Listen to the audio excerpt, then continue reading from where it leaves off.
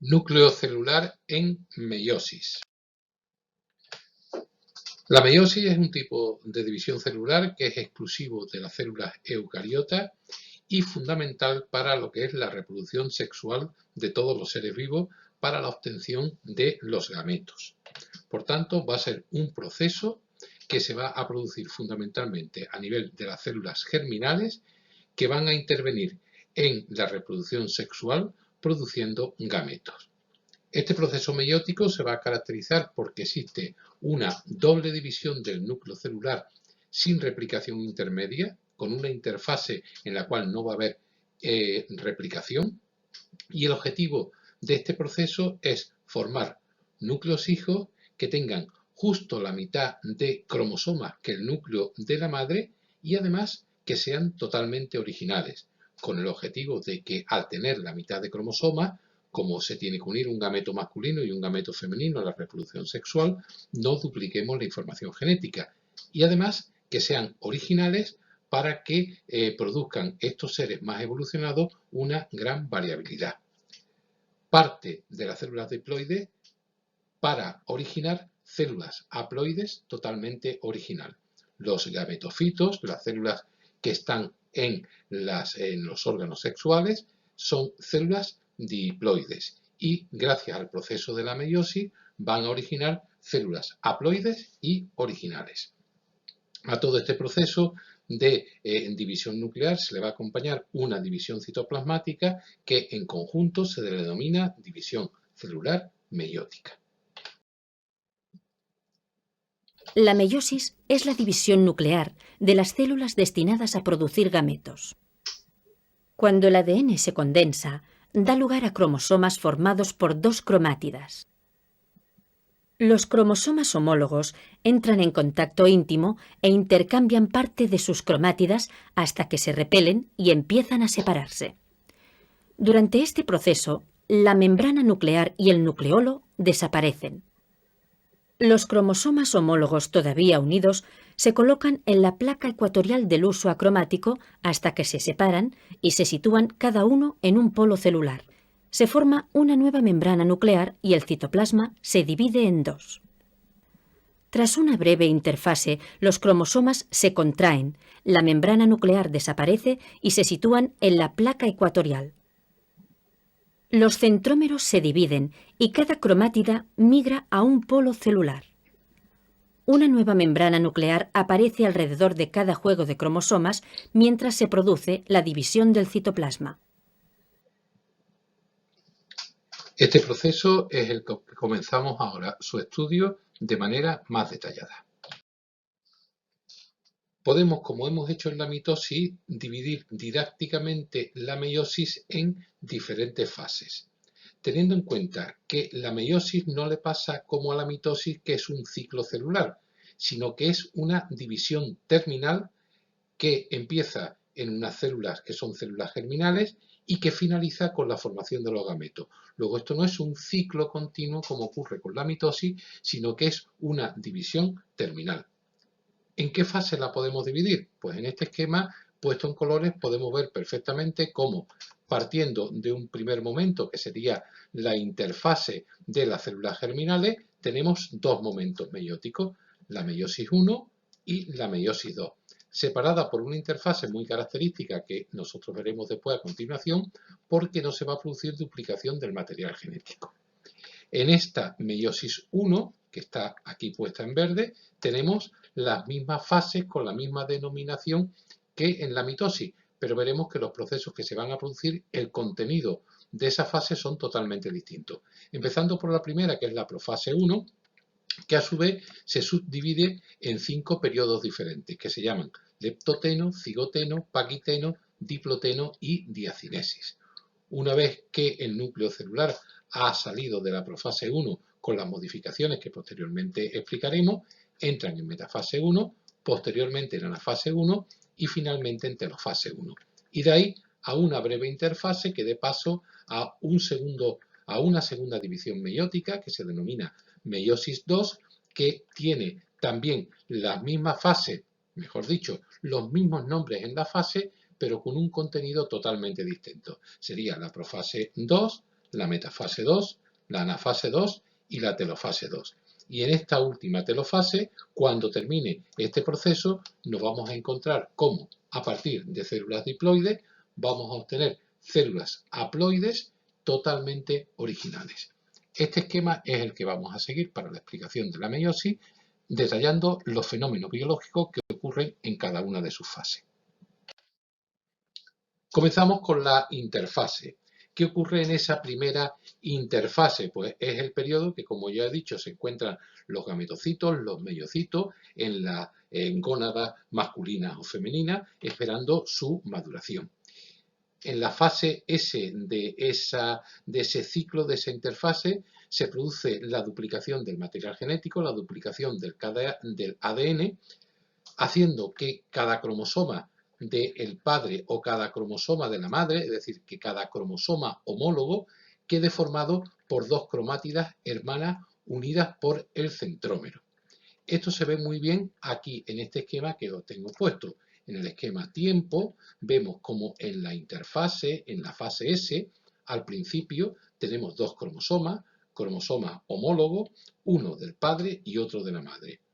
Tras la fase S de la interfase, vemos que cada cromosoma homólogo paterno y materno, tras la autoduplicación, van a aparecer con dos cromátidas. Bueno, pues aquí tenemos las cromátidas del cromosoma homólogo paterno, aquí tenemos las cromátidas del cromosoma homólogo paterno.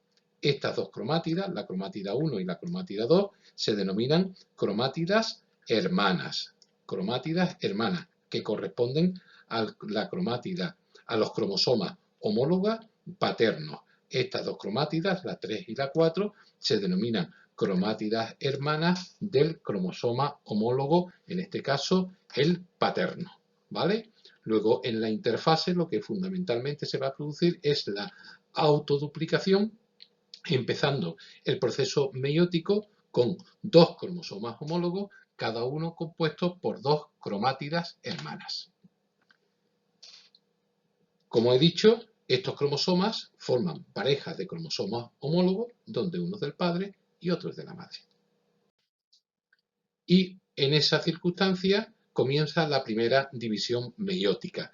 Vamos a denominarla a partir de ahora como meiosis 1.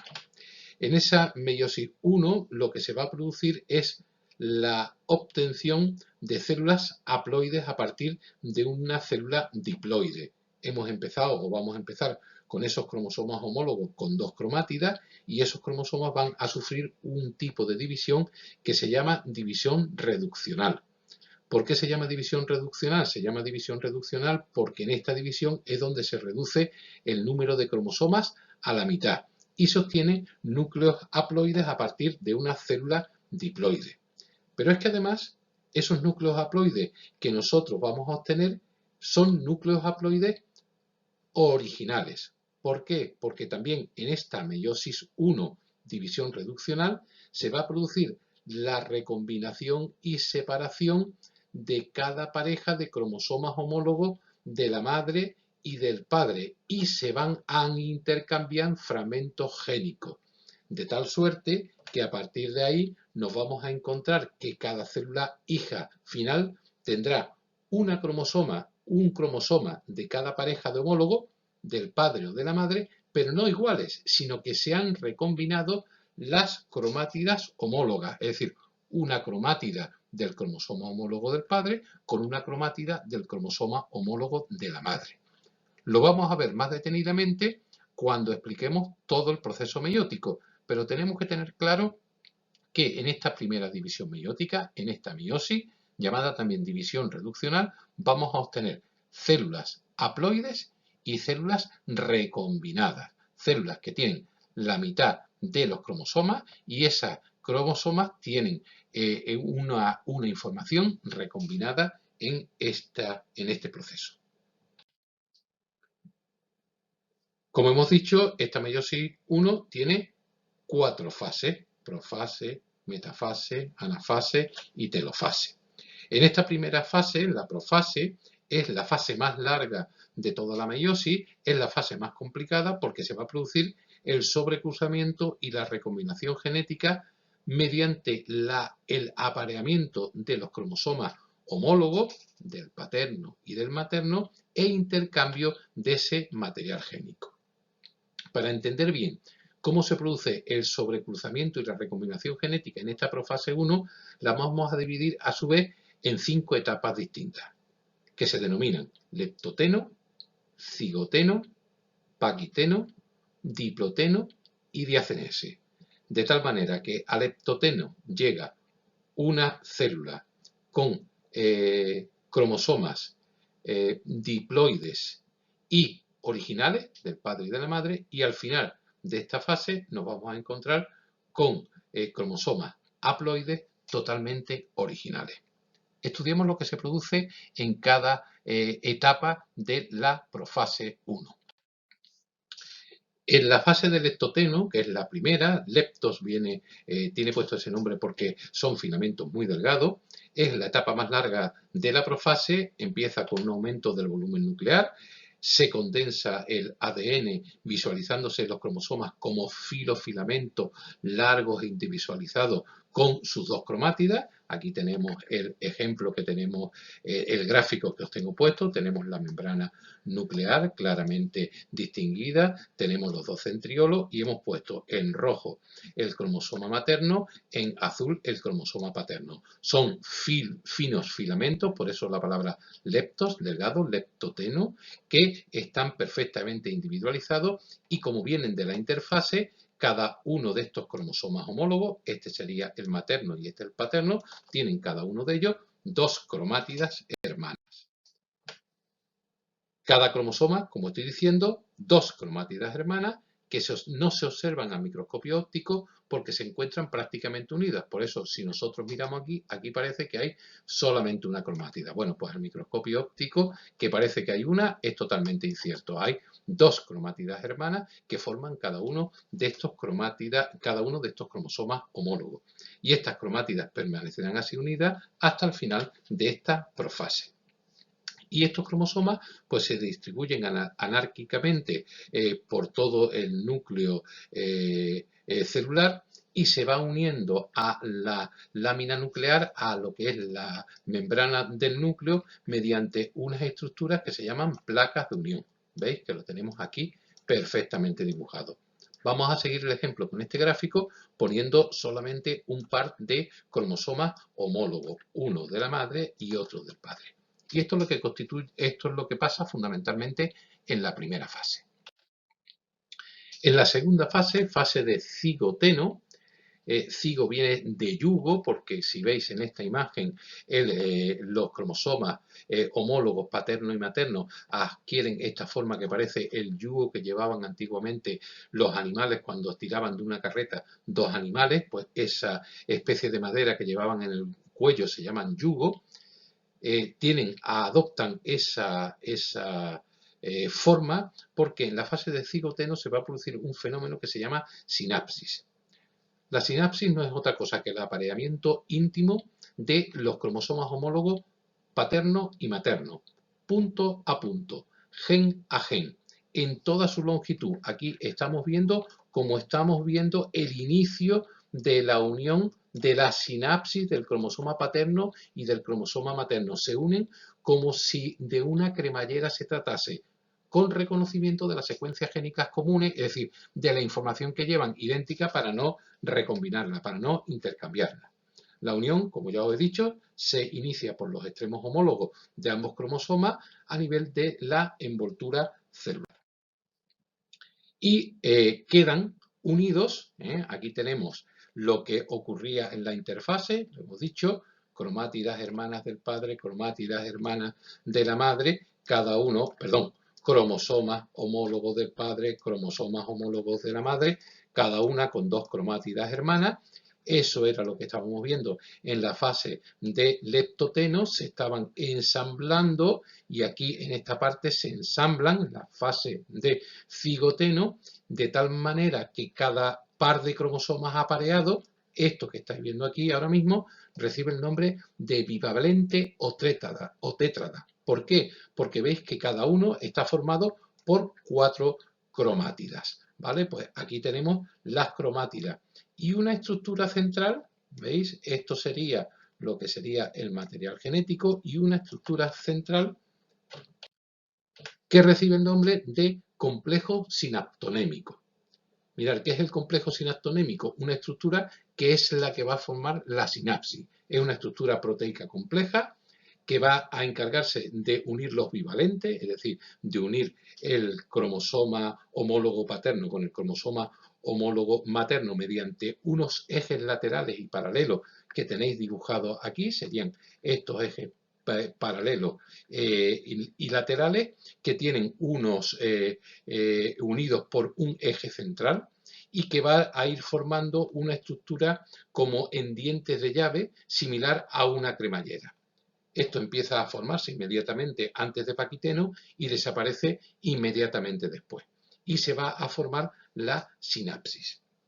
Y esos serían los fenómenos más representativos de esta primera fase, de esta segunda fase, que es la fase de cigoteno. En la fase de Paquiteno, lo que se va a producir es el fenómeno de sobrecruzamiento, entrecruzamiento o en inglés crossing over. Al sobrecruzarse, al entrecruzarse la información de los dos cromosomas homólogos paterno y materno, parece que el cromosoma engordara. Por eso a esta parte se le llama paquiteno, viene de pachis, que es grueso. ¿Qué es lo que va a ocurrir? Pues que en esos nódulos de recombinación que hemos visto que se forman a nivel de la sinapsis, van a aparecer un intercambio de fragmentos cromátidos entre cromátidas homólogas no hermanas, una cromátida de un cromosoma paterno y la otra del otro cromosoma homólogo materno. De esta manera se va a producir la recombinación génica del material hereditario. Mirad, lo tenemos en esta imagen muy claramente detallado. En rojo el materno, en el azul el paterno, y vamos a ver que se van a unir, se van a preparar unos nódulos en recombinación, que ahora después veremos que se llaman quiasma, y veis como el rojo y el azul se intercambian. Hay un intercambio de fragmentos cromáticos entre las cromátidas no homólogas, entre las cromátidas homólogas no hermanas. ¿Cuánto se produce por cromosoma? Pues mira, es variable y no siempre son las mismas. Por eso, aunque seamos hijos de los mismos padres, somos tan distintos en constitución, en formas y en caracteres. ¿Por qué? Porque en cada proceso meiótico los nódulos de recombinación son distintos. Cada cromosoma humano, por un medio, se puede producir 2, 3 entrecruzamientos, pero no siempre lo mismo, son totalmente distintos. Y es en este sobrecruzamiento donde se produce el intercambio o la mezcla de genes entre cromosomas homólogos, entre los cromosomas del padre y el cromosoma de la madre. Y es la expresión citológica de lo que nosotros llamamos la recombinación génica. Luego la recombinación génica se va a dar en la profase 1 y fundamentalmente se va a dar en la fase de Paquiteno. Esta recombinación génica, este intercambio de genes entre cromátidas homólogas no hermanas, es la causante de la aparición de la enorme variabilidad genética que tienen las células resultantes de las meiosis. ¿Por qué? Porque aparecen nueva combinación de genes, mezcla de genes paternos y de genes maternos, no observándose señal alguna de que se hayan producido esas recombinaciones. Bueno, pues aquí tenéis lo que sería el cromosoma grueso, que se debe fundamentalmente a que se ha producido la sinapsis, y aquí tendríamos los nódulos de recombinación que se están produciendo a nivel. Bueno, pues en este cromosoma en concreto se han puesto 2 nódulos de recombinación y ahí tendríamos formado lo que se llama el complejo sinaptonémico. Empieza a producirse el intercambio génico, la recombinación, y una vez que ya se están formando esos nódulos de recombinación, empieza la separación parcial en longitud de los cromosomas. Estamos en la tercera fase, que es la fase de diploteno. Diplo significa doble, porque veis que parecen como si otra vez aparecieran los 2 cromosomas, y este fenómeno se llama desinapsis, es decir, es lo contrario a la sinapsis. Los complejos sinaptonémicos se desensamblan y los cromosomas homólogos se separan, pero continúan unidos por los nódulos de recombinación. Esta separación, esta desinapsis de la diploteno, no es una desinapsis total. Es más, existen quiasmas que van a estar mucho tiempo unidos porque se está produciendo ese sobrecruzamiento. Bueno, pues esta separación parcial se produce en esta fase que es la desinapsis. Y en este momento los cromosomas aparecen con una forma típica en X que representan los puntos donde se está produciendo el entrecruzamiento. Y como ya hemos dicho, pues su número es variable. Bueno, pues en este caso, del ejemplo que vamos arrastrando, hemos dicho que existen dos nódulos de recombinación, por lo tanto, existirán dos quiasmas y el resto se están cogiendo y se están separando, se está produciendo la desinapsis. Luego ya se ha producido el fenómeno más importante de esta profase 1, que es, o se está produciendo el fenómeno más importante de esta profase 1, que es el intercambio génico. Aquí os pongo varias diapositivas donde vemos los quiasmas, puntos donde ha existido ese sobrecruzamiento.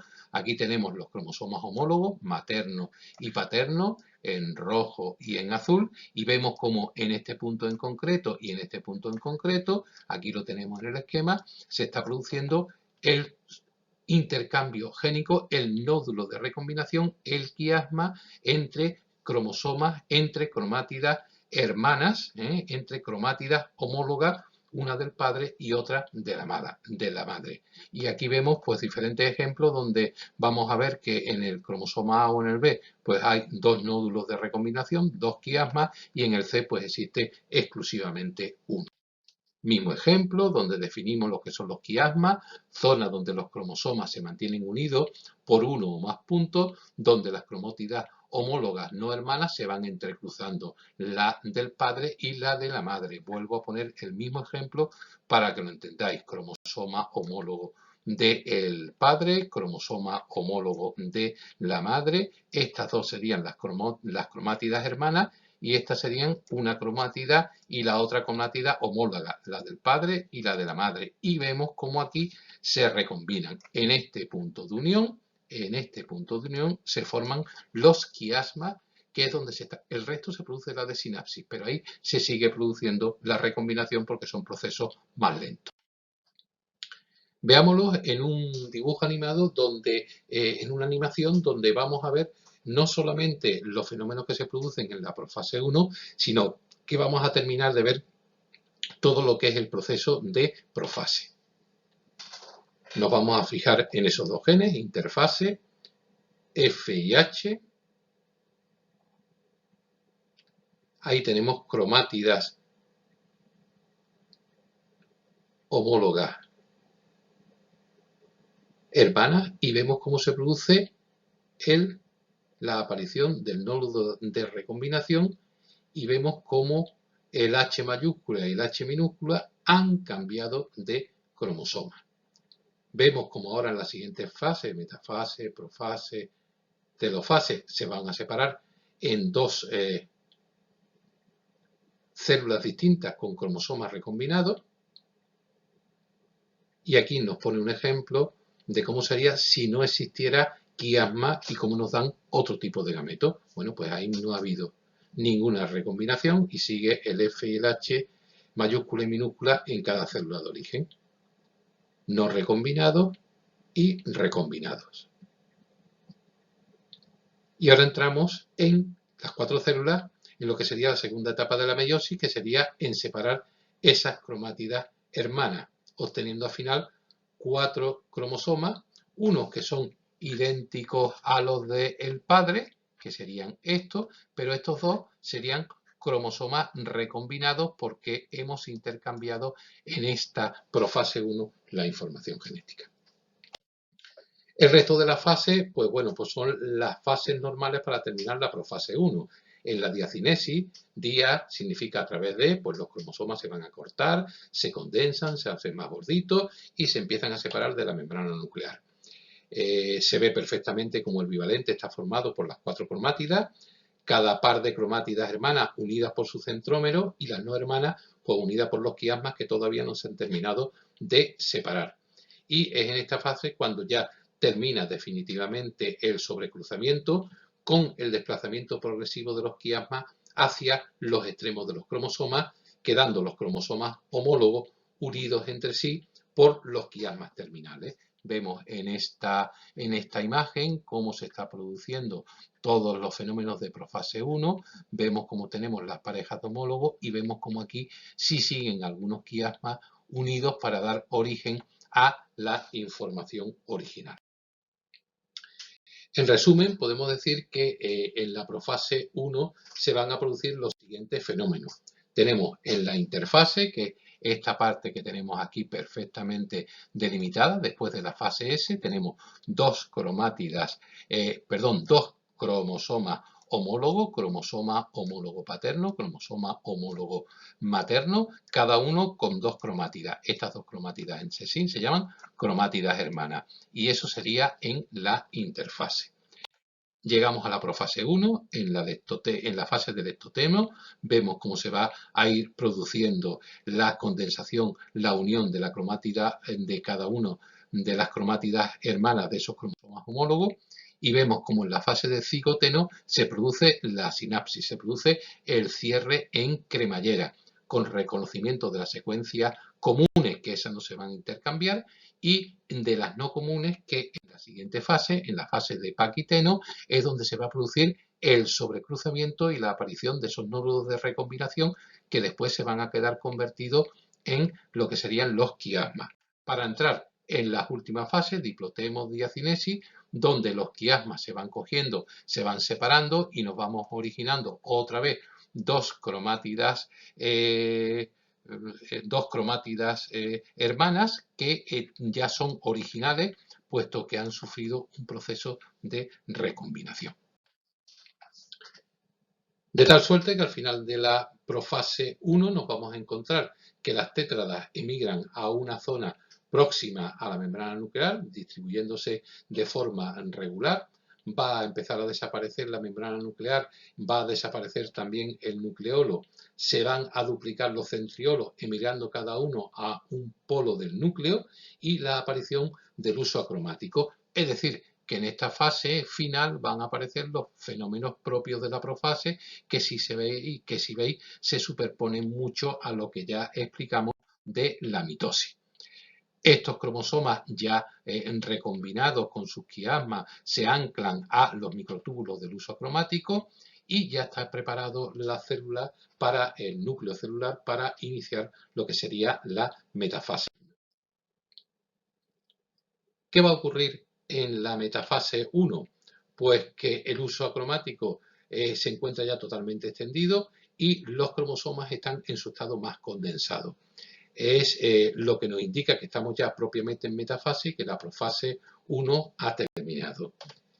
Y va a ocurrir algo similar a lo que ocurría con la mitosis. Lo que pasa es que el contenido es totalmente distinto.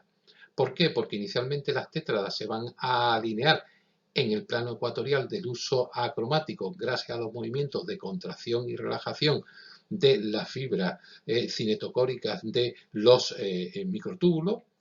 Los cromosomas homólogos aún están unidos entre sí por algunos de estos quiasmas y van ocupando progresivamente lo que se llama la placa metafásica, la placa central del núcleo. Aquí tenemos los dos centriolos, aquí tenemos el uso acromático y aquí tenemos como los cromosomas, que son los más visibles porque se han estado más condensados, aunque no hayan terminado, aquí vemos que algunos sí han terminado los quiasmas porque vemos trocitos rojos, trocitos azules, aquí algún trocito azul. Sí se ha terminado esa recombinación, pero hay otros que no han terminado. Ocupan el lugar central de la placa ecuatorial. Ocupan el lugar central de la placa ecuatorial. Y la orientación de los pares de los cromosomas homólogos del padre y de la madre se realiza al azar. Esto tiene especial importancia porque va a ser otro factor de recombinación. No van a quedar, por así decirlo de alguna manera, todos los del padre hacia la parte de abajo y todos los de la madre hacia la parte de arriba. Hemos sufrido una primera recombinación en la profase 1, pero en esta metafase 1 también sufrimos otra nueva recombinación, porque cada uno de los cromosomas, por ejemplo el paterno, puede estar orientado hacia un polo, mientras que el otro, el materno, lo estaría hasta el polo opuesto. Y van apareciendo combinaciones génicas que no estaban presentes en ninguno de ellos. Este es el mecanismo básico para que aparezca una gran variabilidad, tantas como 2 elevado a n, siendo n el número de cromosomas que van a aparecer. ¿Y esto qué es lo que va a llevar? Pues que aparezcan unos gametos con una enorme variabilidad. De ahí la dificultad de que, aun siendo los padres exactamente igual, sinteticen, produzcan en el proceso meiótico unos gametos con la misma información genética, porque están sometidos a estos procesos de variabilidad. Además, al producirse los sobrecruzamientos, incluso se pueden llegar a producir mezclas de genes ligados. Por ejemplo, ojos claros y pelos rubios suelen ir asociados. Bueno, pues en este momento de la metafase, aunque esos genes puedan ir ligados, si el ligamento es incompleto, pueden ir a genes diferentes, a cromosomas distintos, y conseguir pues variaciones tan exóticas como tener personas morenas con el pelo negro y con los ojos claros. Cuando se ha producido esta unión, en este punto empieza la división de la metafase, la división de la placa metafásica, pero con una gran diferencia con la mitosis, y es que la mitosis lo que vamos a romper son cada una de las cromátidas hermanas. Aquí lo que hacemos es tirar de cada centrómero. Cada cromosoma no se divide y lo que tiramos es de un cromosoma del padre o de uno de la madre hacia uno de los polos. En anafase, los microtúbulos cinetocóricos se acortan y dirigen a sus respectivos polos, provocando la separación y el arrastre de cada cromosoma, no de cada cromátida. De tal suerte que lo estamos viendo aquí, como un cromosoma paterno pudiera ser recombinado, es atraído hacia un polo celular, y un cromosoma completo con sus 2 cromátidas es atraído hacia el otro polo. De tal suerte que no nos va a pasar como en mitosis, que al final teníamos una célula diploide idéntica en cada uno de los juegos, sino que aquí nos vamos a encontrar con la mitad de los cromosomas, con cromosomas paternos y cromosomas maternos separados en cada polo. Por tanto, van a ser células haploides. Los cromosomas homólogos, como ya he dicho, se separan al azar por rotura de esos quiasmas. Aquí ya sí tenemos que romper definitivamente los quiasmas, y se desplazan completos hacia el otro polo celular, atraídos por los centriolos y llevando cada uno sus 2 cromátidas homólogas, ¿vale? Sus 2 cromátidas idénticas, las cromátidas hermanas, perdón, desplazándolas hacia el polo celular, llevando esas cromátidas unidas por el centrómero y quedando definitivamente los cromosomas homólogos originales totalmente separados. En algunos casos es aquí cuando termina la diferenciación, la separación de los quiasmas. En otros casos pues se han separado antes, con anterioridad. Ahí tenemos claramente cómo se está produciendo la anafase. ¿Veis cómo tenemos tirando de cada uno de los centrómeros y nos vamos a llevar cromosomas homólogos recombinados del padre y de la madre a cada polo celular? De tal suerte que en cada polo celular queda un representante de cada pareja de cromosomas homólogos con dotación haploide, con 2 cromátidas hermanas que han sido recombinadas y con una estructura génica distinta a consecuencia de la recombinación. Es decir, que son cromosomas, son células en ese instante haploides y totalmente originales. La anafase 1 continúa con la telofase 1, que supone ya el final de la primera división meiótica, y en cada polo de la célula, pues como ya he dicho repetidamente, existe un cromosoma de cada pareja de homólogos recombinado y por lo tanto es una célula N porque es una célula haploide. Los núcleos se van a reorganizar en la telofase 1 pues con una regeneración parcial de la membrana nuclear transitoria, reaparece el nucleolo, el uso desaparece parcialmente y existe una pequeña descondensación cromosómica, pero muy leve. Y sí aparece una citocinesis y la separación de esas 2 células que son haploides y que permanecen unidas, diadas, con distinta información genética y que entran en una pequeña interfase, pero atentos, una interfase sin duplicación de ADN. En esta pequeña interfase, breve en duración, como ya he dicho, no se va a producir la duplicación del ADN.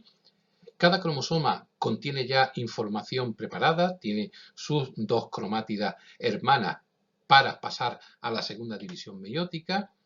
Y en esta segunda división meiótica va a ocurrir un proceso similar a la mitosis, porque el objetivo va a ser separar esas dos cromátidas hermanas para obtener gametos monocromáticos y haploides. Lo tenemos aquí muy bien dibujado, aunque me falta una mezcla de colores, porque aquí no está representando que sean originales. Entonces, partíamos de estos dos cromosomas, llegábamos a su duplicación, teníamos ahora cromosoma paterno y cromosoma materno recombinados y vamos a separar cada una de sus cromátidas con el objetivo de obtener gametos monocromátidos y totalmente haploides. Y se va a realizar simultáneamente en las dos células de la diada, es decir, en las dos células que vienen directamente de del proceso de la meiosis 1. Segunda división meiótica va a comenzar inmediatamente después de la citocinesis de la meiosis 1 y abreviadamente pues la nombramos como meiosis 2. Se le llama también división ecuacional. ¿Por qué? Porque vamos a repartir equitativamente las dos cromátidas hermanas recombinadas que lleva cada cromosoma que provienen de la meiosis 1. De tal suerte que, como ya he dicho, tras terminar este proceso de meiosis 2, vamos a obtener células haploides originales con cromosomas con una única cromátida, ¿vale?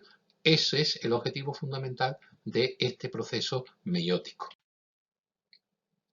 Empezamos con una profase 2 muy diferente a la profase 1, muy breve. En algunos autores dice que es casi inexistente, le llaman intercinesis. Funden la interfase con esta profase 2. Se condensan los cromosomas que están formados, como ya hemos dicho, por dos cromátidas hermanas, se espiralizan, desaparece la envoltura del núcleo, desaparece el nucleolo, se duplican los centriolos, emigra cada uno al polo celular y aparece el nuevo uso acromático que va a ser fundamental. Si os dais cuenta, en el esquema que os tengo puesto aquí, la diada lo hacen las dos a la vez. ¿Veis? Vamos a abrir dos caminos a partir de estas dos células obtenidos en la meiosis 1. Esta profase 2 termina con el anclaje de los cromosomas en los microtúbulos del uso acromátido con sus cromátidas divergentes en forma de aspa, exactamente igual que ocurría en la mitosis. Desaparece ya totalmente la membrana nuclear y ya está la célula preparada para el inicio de la metafase 2. En esta metafase 2 se alinean ecuatorialmente los cromosomas en el núcleo de la célula, formando lo que se llama placa metafásica o placa ecuatorial, como consecuencia de los movimientos de vaivén de las fibras del uso acromático, es decir, que van contrayéndose, van relajándose y van haciendo que todos los cromosomas con esas dos cromátidas hermanas se alineen en el centro, en la placa ecuatorial o placa metafásica de la célula. Y unidos por cada uno de los centrómeros, las fibras del uso acromático empiezan a tirar de cada una de estas cromátidas hermanas, cogiéndolas y separándolas. Esta separación se termina en la anafase 2, donde aparece la disociación completa de las cromátidas por ruptura de los centrómeros y lleva a la formación de dos juegos de cromosomas hijos monocromáticos y haploides que emigran a cada polo celular al ser arrastrados por los microtúbulos cinetocóricos que al despolimerizarse atraen hacia el centriolo los cromosomas. Esto es lo que se le conoce como movimiento migratorio de los cromosomas. Lo mismo que hablamos de la anafase de la mitosis. Lo único que ocurre es que allí eran dos cromátidas y aquí estamos hablando de una cromátida. Veis perfectamente en el esquema cómo se han separado las dos cromátidas de los cromosomas homólogos del paterno del materno, y aquí vemos cómo van a ir a emigrar cada uno a un polo celular. Ahí tenéis cómo se separan perfectamente los cinetocoros de los hermanos, y en esta anafase 2 desplazamos un cromosoma monocromático a cada polo del núcleo, para dar origen a la telofase 2, que es ya el final de la meiosis, donde se reorganizan los núcleos hijos alrededor de cada juego de cromosomas, se reestructura la membrana nuclear, se descondensan los cromosomas para formar la cromatina, el nucleolo ya se hace visible, los microtúbulos del uso desaparecen y las fibras de Astes también desaparecen, y posteriormente tiene lugar la citocinesis para dar origen a los gametos. Aquí lo tenemos de manera resumida, pero vemos cómo se van a formar los 4 gametos después de esta segunda división meiótica. Cada cromosoma, como hemos dicho, finalmente solamente hay un cromosoma representativo de cada juego de cromosomas, y cada cromosoma tiene exclusivamente una cromátida. Por eso decimos que el resultado final de la meiosis es N y C, donde N es el número de cromosomas, que es haploide, y C lo que me indica es que hay exclusivamente una cromátida. Posteriormente hay un periodo de síntesis, de autoduplicación de este material en la interfase, se duplica ese ADN, quedando cada cromosoma con 2 cromátidas idénticas entre sí, que son las que van a iniciar el proceso de la fecundación de la reproducción sexual. Luego, con esto hemos terminado de explicar todo lo que corresponde a la meiosis.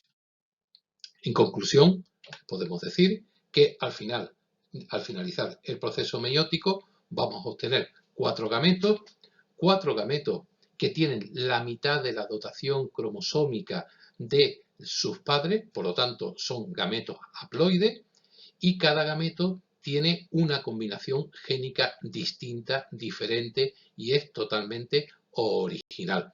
Por eso la reproducción sexual, una de sus características más importantes es la enorme variabilidad que aporta. Esquema final donde tenéis resumidas pues todas las fases del proceso de meiosis. Profase 1, donde hemos visto que fundamentalmente se va a producir la sinapsis, la recombinación y después la sinapsis. La metafase 1, donde vamos a separar los cromosomas homólogos paternos y maternos, que se ven perfectamente en la anafase y en la telofase. Y después, como esta diada entra en interfase y va a entrar en la meiosis 2, donde lo que se van a separar son las cromátidas hermanas de cada uno de estos cromosomas, dando origen al final de la telofase 2 a 4 células germinales que son haploides y totalmente originales.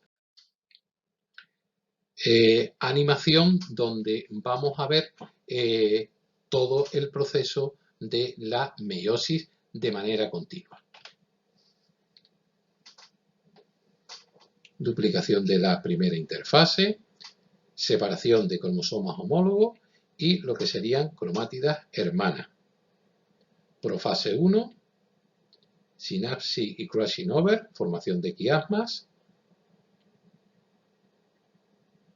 Metafase 1 con anafase 1 y separación de un cromosoma homólogo por célula, ya recombinado. Meiosis, interfase sin duplicación del ADN, y entramos en la segunda división meiótica, donde lo que vamos a arrastrar son cromátidas hermanas para darnos finalmente núcleos haploides con cromosomas originales. Bien, creo que esta animación es muy ilustrativa y os puede hacer entender muy bien lo que es el proceso de la meiosis. En resumen, la característica general de la meiosis es que es un proceso que se da en el núcleo de la célula de los gametos muy complejo, que solamente se da en esa línea germinal, que empiezan siendo células diploides y que tras dos divisiones nucleares consecutivas con una sola duplicación del ADN se va a producir un intercambio génico entre los cromosomas homólogos, entre las cromátidas homólogas, y ese apareamiento y recombinación se lleva a cabo mediante la sinapsis y el sobrecruzamiento, dándonos finalmente 4 núcleos haploides totalmente originales.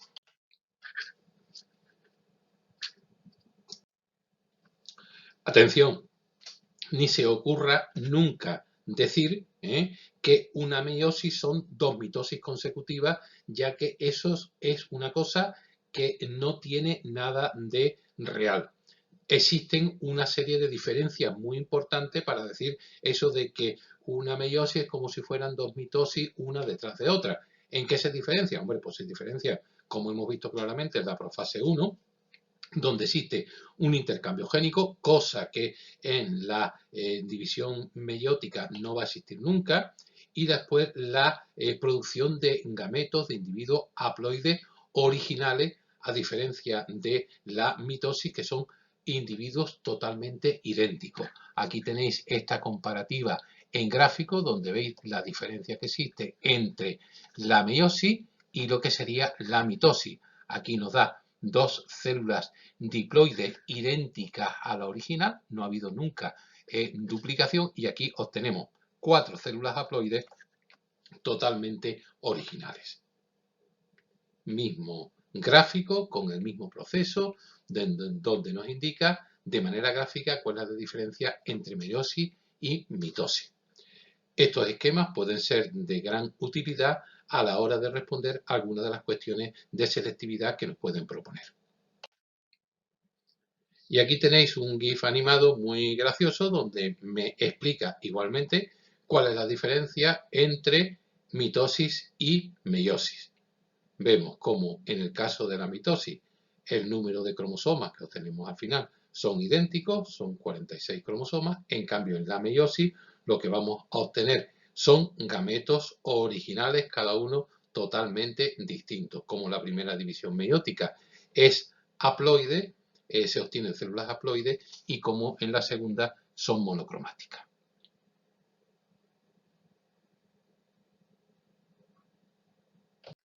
Bien, ¿cuál es la importancia biológica de la meiosis? Bueno, pues lo vamos a centrar fundamentalmente para su explicación en 3 puntos. El primer punto que yo destacaría de la meiosis es que es un proceso que sirve para mantener constante el número de cromosomas. Para eso, eso se explica gracias a la reducción cromática que se sufre en la meiosis 1. En la reproducción sexual requerimos obligatoriamente, puesto que se va a producir la fecundación de un gameto masculino con un gameto femenino, para que no se vaya duplicando el número de cromosomas de generación en generación y por lo tanto haciéndolos totalmente inviables, que antes del proceso de la fecundación se produzca la reducción cromática a la mitad.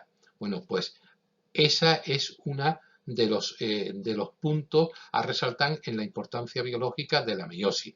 Gracias al proceso meiótico somos capaces de mantener constante el número de cromosomas a lo largo de la vida de los seres vivos.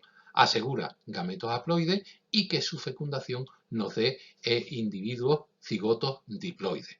La duplicación de cromosomas en cada generación lo hace totalmente incompatible con la vida. De ahí la importancia de la primera división reduccional. En segundo lugar, y no menos importante, es la enorme variabilidad que aporta este proceso meiótico a los gametos, ya que a partir de una célula diploide idéntica a todas las células de ese organismo, vamos a obtener 4 células genéticamente distintas. Eso se debe a que también la primera división meiótica y la segunda también es una división recombinatoria. Este aumento de variabilidad se da en varios momentos de la meiosis que tenemos que tener claro. Nos queda muy claro que en la profase 1, en el momento que se produce el crossing over, la recombinación genética, vamos a aportar variabilidad a los gametos que se van a producir. Pero que también existe un segundo momento, que es en la segregación cromosómica, que se dan tanto en la metafase 1 como en la metafase 2. La distribución de cromosomas maternos y paternos dijimos que era totalmente al azar, pero también no hemos dicho, pero lo aprovecho para decir aquí, que la distribución de las cromátidas hermanas en la metafase 2 también es totalmente al azar, con lo cual una célula con 2N nos puede dar, pues mirar, el montón de gametos distintos totalmente recombinados. Y existe un tercer mecanismo que aporta la variabilidad genética, que es después el encuentro de azar entre los gametos.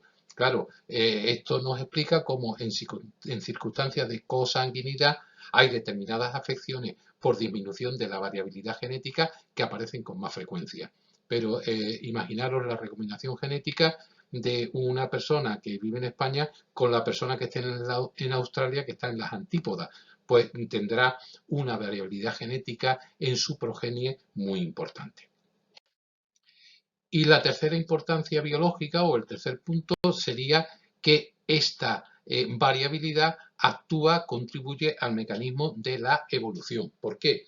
Porque esta gran variabilidad hace que aparezcan nuevas combinaciones génicas que se adapten mejor a las circunstancias, que pudieran resultar más ventajosas y por lo tanto se seleccionan permitiendo la evolución tanto de las poblaciones como de las especies.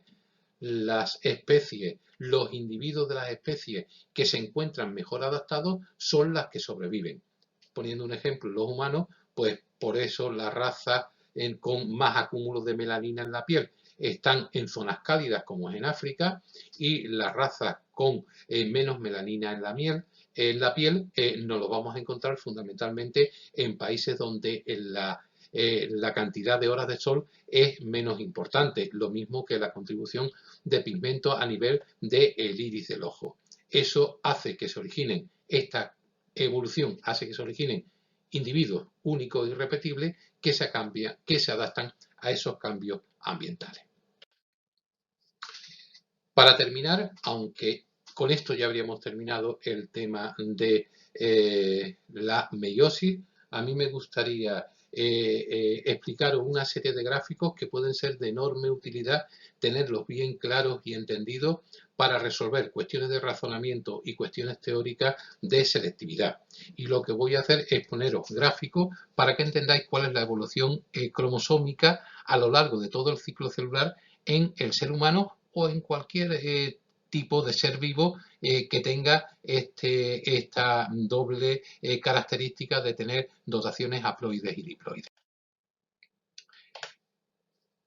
En la primera parte del ciclo celular, si os acordáis, dijimos que el ciclo celular tenía una primera parte que era la interfase y que a su vez la interfase tenía tres periodos, el G1, el S y el G2.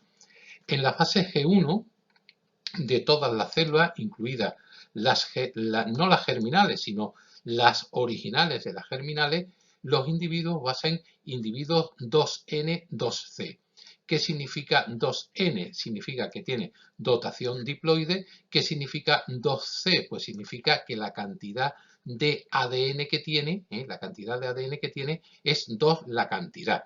Esta cromatina dispersa en el caso de un humano equivale a 46 cromosomas con una cromátida, es decir, 23 pares de cromosomas homólogos, 23 de la madre y 23 del padre, cada uno con una cromátida.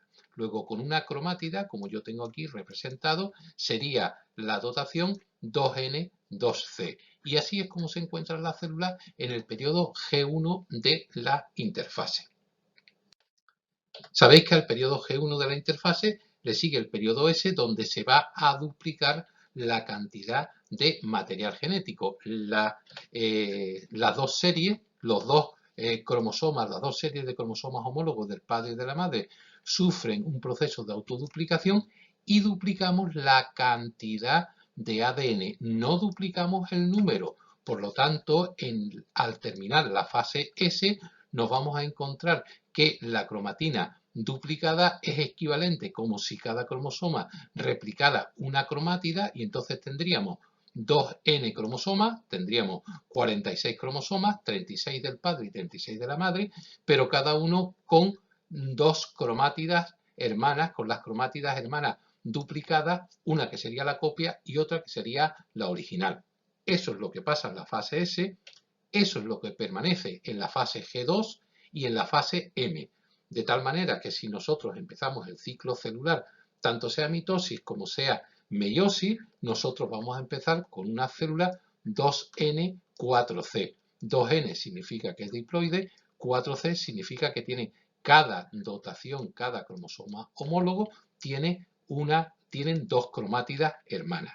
Y ahora, a partir de ahí, se empieza a hacer o un reparto equitativo de cromosomas, que es lo que se hace en la mitosis, es decir, que de una célula 2N4C vamos a obtener una célula 2N2C, o en el caso de la meiosis vamos a recombinar y a reducir los cromosomas a la mitad N y además también la cantidad cromátida a C, que serían los gametos. Vamos a verlo en cada caso. ¿Qué es lo que ocurre en la mitosis? Pues veis que en la mitosis empiezo de una célula 2N2C, se produce en la fase S y aparece 2N4C, y ahora en el proceso mitótico lo que voy a obtener es una célula como la original, monocromática con dos cromosomas homólogos, 2N2C. Si lo represento gráficamente la variación de ADN en relación al tiempo, veo que empiezo con una célula 2C2N, es decir, 2N cromosomas diploide monocromátido en G1, en ese se duplican las cromátidas y entonces tendré una célula diploide 4C, y ahora cuando se duplica en la fase de mitosis lo que voy a obtener son células nuevamente como las de la G1, idénticas porque no hay recombinación, que serían diploides con el doble de la cantidad. Veis que la cantidad de ADN permanece constante en las células de origen y en las células finales. Este tipo de gráfico ha caído en selectividad. Atento y entender qué es lo que ocurre. Meiosis, todo lo contrario, porque hemos dicho que hay dos divisiones meióticas sin duplicación del ADN. Empezamos con una célula 2N2C que se va a coger y que se va a duplicar, se va a replicar en la síntesis y vamos a tener 2N4C exactamente igual, y ahora aparece la primera división meiótica, que lo que hacemos es reducir una serie combinatoria, aparte de la variabilidad que le cogemos y que le aportamos, y que aquí está implicada por estos puntitos en rojo y en blanco, que lo que nos indica es que en la primera división meiótica vamos a obtener células haploides y originales, pero aquí, como estoy fijándome en el número, pues nosotros vamos a partir de células 2N4C, que tal la primera división meiótica van a ser células haploides, células N, con dos cromátidas cada uno. ¿Por qué? Porque recordad que os he dicho que en la meiosis 1 lo que nosotros íbamos a separar eran los cromosomas homólogos recombinados, el del padre y el de la madre. La segunda división meiótica es una división ecuacional, y veis que lo que hacemos es separar las cromátidas hermanas, ¿vale? Recombinadas. Luego aquí al final lo que tenemos, si separamos cromátidas hermanas, lo que vamos a separar es 2C en C, tal que la célula original era 2N2C y el gameto final que nosotros conseguimos es N y C. Vamos a verlo en otro gráfico que también han preguntado en alguna ocasión en selectividad. Esta sería la variación del ADN en relación al tiempo en una meiosis. Empezamos con una célula 2N2C en el periodo G1, aparece la autoduplicación, la síntesis, y vamos a obtener una célula 2N4C. Primera división meiótica, ¿qué es lo que hacemos? Recombinamos, ¿vale? He puesto el N y lo he puesto de color azul. ¿Por qué? Porque estoy diciendo que es un N distinto, recombinado. Pero ¿qué es? Es N y es haploide, porque lo que separamos en cada metafase son los cromosomas homólogos. Entramos en la segunda división meiótica y aquí lo que separamos son las dos cromátidas hermanas de cada cromosoma, y lo que obtenemos al final es un cromosoma haploide original con una sola cromátida. Este sería el gráfico de la variación del ADN en relación al tiempo relacionado con la meiosis. Aquí tenemos el mismo gráfico donde os he puesto G1, S, G2 donde vemos de 2N se transforma, 2N, 2C se transforma en 2N, 4C, primera división meiótica, N, 2C, segunda división meiótica, NC. Aquí separamos cromátidas, aquí separamos cromosomas homólogos para obtener finalmente individuos, células germinales, haploides y totalmente originales. Os termino poniendo este gran esquema porque también en muchas ocasiones nos preguntan que expliquemos las diferencias fundamentales entre mitosis y meiosis. Este esquema me gustó mucho porque lo tenéis claramente expuesto. La mitosis se da en células somáticas, la meiosis en células germinales o sexuales, una sola división de las células y nos da dos células hijas idénticas, dos divisiones sin autoduplicación y nos produce células totalmente originales. El número de cromosomas es el mismo, 2N. Aquí reducimos la dotación cromosómica a la mitad. La gráfica de la mitosis, a diferencia de la gráfica de la meiosis, los cromosomas homólogos no se aparean. Aquí sí aparecen los fenómenos de sinapsis o de crossing over. Y el proceso es conservativo y aquí el proceso es totalmente variable. La célula original es diploide, la célula original también es diploide, pero lo que nos da es el final. Bueno, pues para que tengáis de alguna manera elaborado la diferencia entre mitosis y meiosis. Y terminamos este largo tema con esta imagen tan bonita de resumen, donde tenéis puesto gráficamente, por si os pidieran, que hicierais un esquema de las diferentes fases de la meiosis.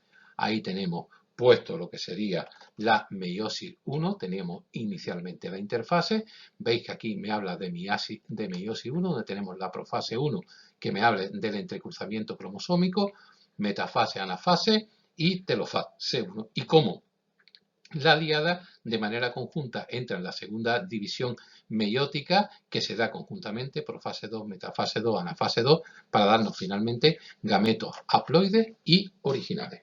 Y con esto tenemos terminada la explicación de la meiosis.